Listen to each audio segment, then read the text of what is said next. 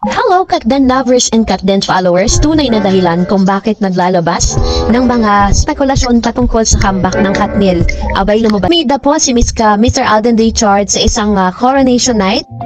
Alden will be gracing the Miss Universe Philippine Laguna Coronation Night last January 16, 2025, 7 p.m. The Enchanted Kingdom Enchanting Events Play Santa Rosa City. So siya po yung isa sa mga talaga na mga napili, no? Kasama niya po dito si Miss Universe 2013 third runner-up Ariela Arida at ang isang singer and songwriter na si Mr. J.M. Valles. Napansin din ng mga netizen na medyo alop si Mr. Alden Richards doon po sa mga girls na nandoon.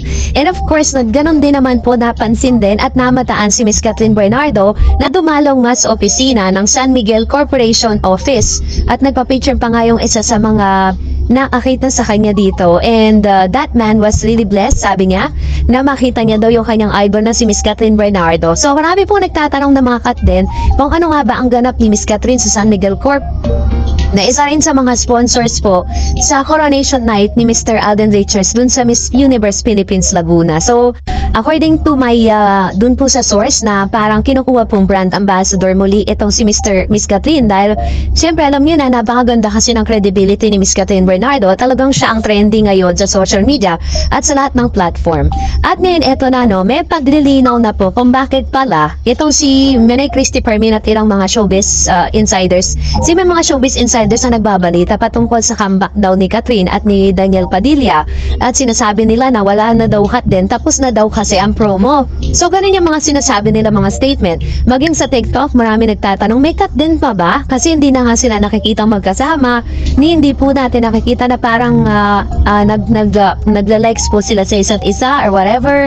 Wala na silang ganap na nakikita natin sa social media. Hindi lang natin alam kung sinisikreto ba nila or what. At naglabas din po sila ng mga balita na nakikipag-usap na daw itong si Catherine. Daw yun ay Mr. Daniel Padilla na wala naman pong konfirmasyon.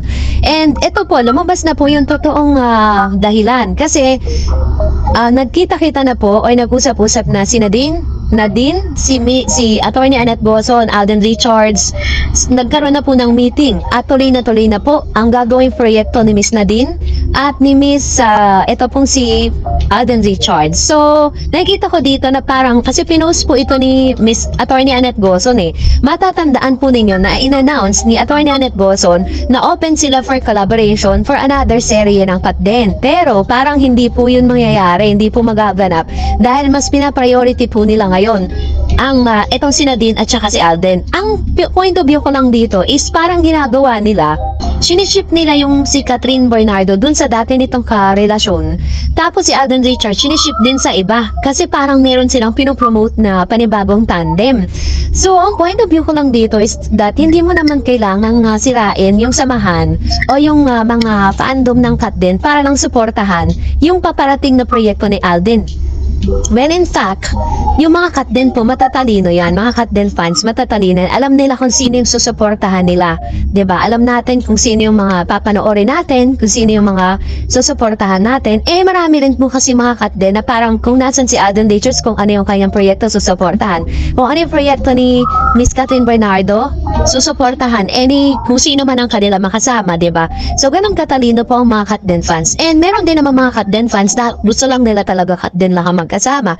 So, wala pong pwersahan yun. Pero, ang pangit lang talaga sa showbiz, isisirain mo yung magandang samahan na pinagtibay na ng ilang panahon, yung kanilang friendship, yung kanilang tandem, yung kanilang love teams. Tapos, biglang isiship nyo sa iba, sisiraan nyo yung isang tao, diba? Pangit lang, kasi ganun nga katindi talaga, ganun karumi maglaro sa showbiz. Kaya kung may mga naglalabas ang ganyang news, huwag tayo masyadong gullible, huwag tayo masyadong agad-agad maniniwala.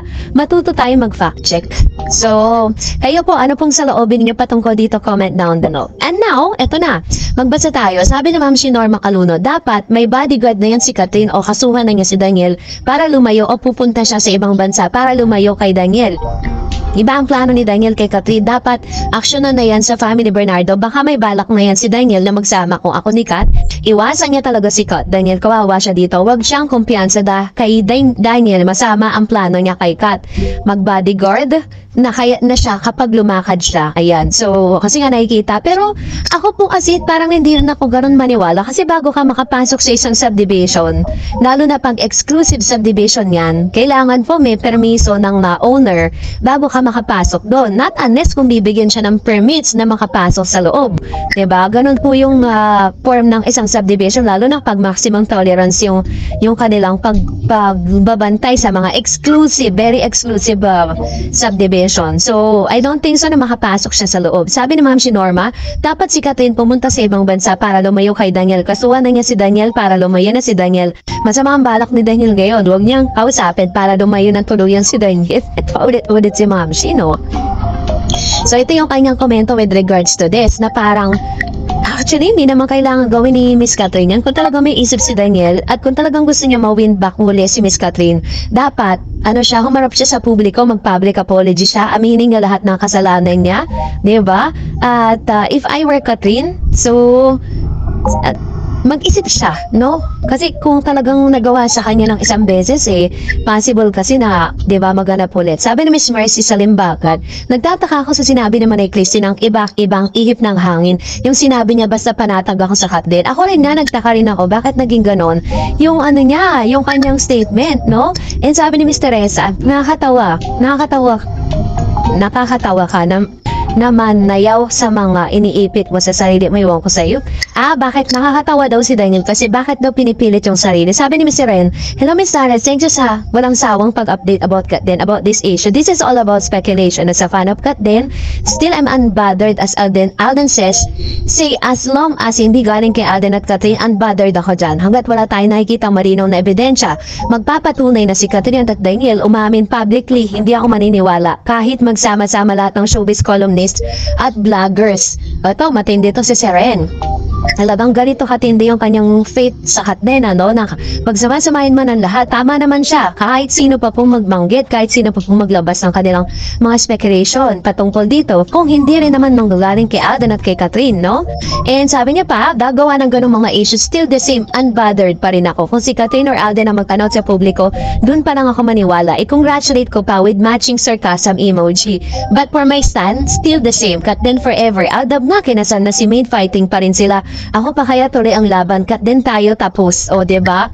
Kung kama nga naman si Seren, kung ang Aldab na, kinasal na si Main. Pero still yung kanilang belief, yung kanilang faith for Alden and Main, nananatili. Tayo pa kaya na still pare silang single Pare silang single. So bakit magda-double thinking tayo? Kasi marami ito talagang mga Katden ngayon na parang they turn into they turn into a basher, 'di ba? Dati silang sobrang Katden, ngayon bashers na sila.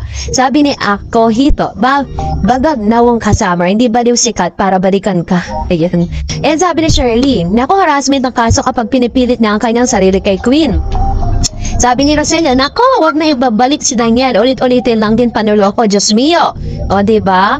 Marami talaga magsasabi ng ganyan. And kaya napaka-importante ng komento ninyo dito sa channel na to.